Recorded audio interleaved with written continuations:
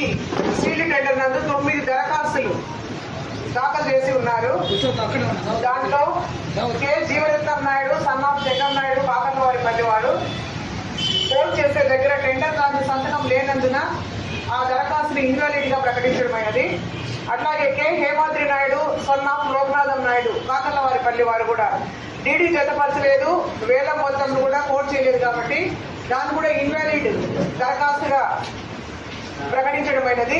అంటే ఈ 9లో 2 ఇన్వాలిడ్ పోతే మిగిలిన వాళ్ళు దాఖలు చేసినటువంటి వివరాలు ఇప్పుడు మీకు చదివి వినిపిస్తాము.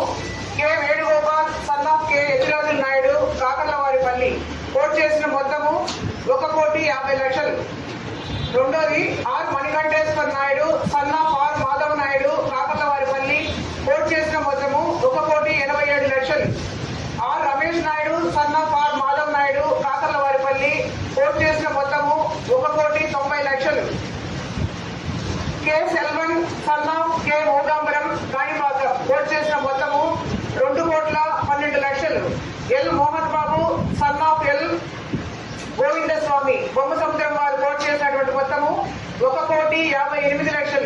G Prakash Naidu, son of Muniswamy Naidu, Kakarlavaripalli వారు కోట్ చేసిన మొత్తము 1,75,00,000.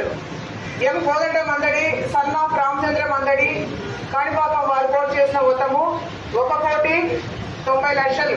మనకి డివిజనల్ పంచాయతీ అధికారి వారు ఇచ్చినటువంటి సర్కారు వారి పాట 2,11,00,000.